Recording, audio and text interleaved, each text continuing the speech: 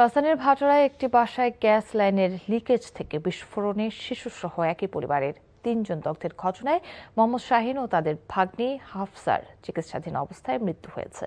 মঙ্গলবার দগ্ধ অবস্থায় ৩ জনকেই জাতীয় বার্ন ও প্লাস্টিক সার্জারি ইনস্টিটিউটের জরুরি বিভাগে ভর্তি করা হয়। বৃহস্পতিবার রাত ১২টার দিকে চিকিৎসাধীন অবস্থায় হাফসার মৃত্যু হয়, আর আজ সকাল ৬টায় মারা যান শাহীন। প্রতিবেশী মোহাম্মদ জসিম জানান, দগ্ধ শাহীন দোকানের কর্মচারী, পরিবার নিয়ে ভাটারা থানার ১০০ ফিট রোড এলাকায় ৬তলা ভবনের নিচতলায় থাকতেন। জাতীয় বার্ন ইনস্টিটিউটের চিকিৎসক ডাক্তার শাওন বিন রহমান জানান, একই ঘটনায় শাহীনের স্ত্রী ফাহিমাও ভর্তি রয়েছেন। শরীরে ৪৫% দগ্ধ নিয়ে তিনি আশঙ্কাজনক অবস্থায় রয়েছেন।